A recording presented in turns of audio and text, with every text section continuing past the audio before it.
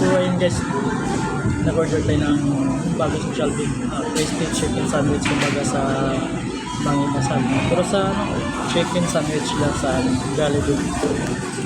Chicken sandwich sa McDo naman crispy chicken sandwich. Tikman natin saka tignan natin gaano kalaki yung sa Jollibee.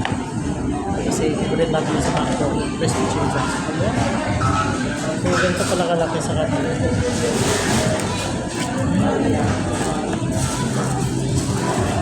So ganito pa crispy din sa sa medyo malaki yung yung chicken nila dito sa Jollibee sa McDo.